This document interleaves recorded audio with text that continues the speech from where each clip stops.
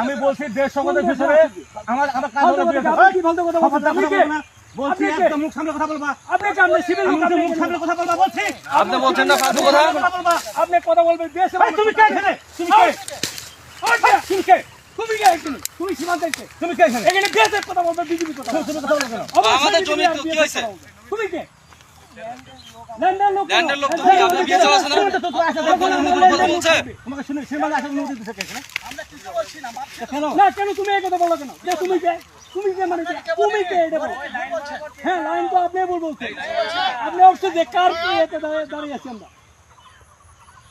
আমি আপনার ভূমিতে গেছি আমরা আপনার ভূমিতে যাই আমি তো জানি আপনি সিভিল লোক এখানে কেন আপনি এখানে বিএসএফ দ্বারা থাকবে আপনি আপনার সিভিল লোক এখানে কেন আমাকে প্রশ্ন করুন সিভিল লোক কি জন্য আসছেন বলেন না গভর্নমেন্ট হলো আগে বিএসএফ এর সাথে আমার বুঝাপড়া হবে তারপর আমাকে আগে বিএসএফ এর সাথে আমার বুঝা হবে তারপর বিএসএফ থাকবে বিএসএফ কমান্ডিং তোমরা কাজ করতেছ কেন কাজ আপনি করেন আমাদের সিভিল বলছেন যে না সিভিল থাকে আমার সিভিল থাকবে আগে বিএসএফ এর সাথে আমাদের সমাধান হতে দেন তারপর আপনি কাজ করবেন আপনি কাজ করতে জোর করে আমাদের জোর করে কাজ করতে আছে অবশ্যই আসতে হবে আমার সার্বিয়া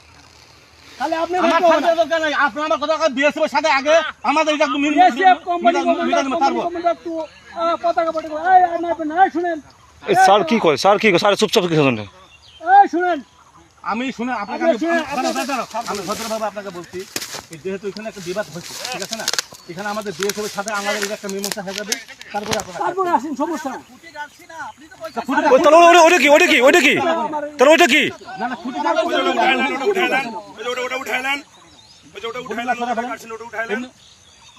ওটা উঠাইলেন উনি আমাদের লোক বিজেপির লোক সঠিক এপিএস এপিএস এপিএস হ্যাঁ হ্যাঁ সমস্যা কি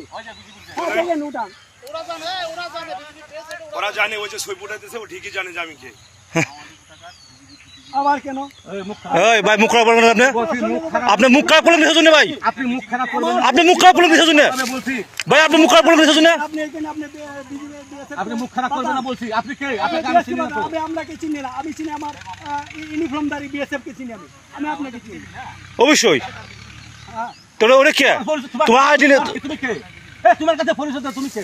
তোমার কাছে পরিচয় দিতে হবে এই দাদা আপনি ক্যাম্প কমান্ডারকে বাতান আপনি ক্যাম্প কাছে পরিচয় দিতে তুমি কে জান বিজেপি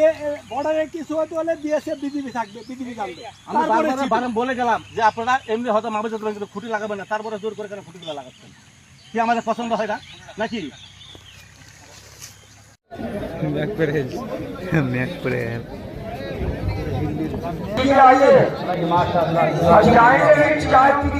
वापस आइए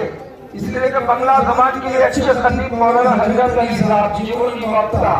हमारे माहिर उनको सुनना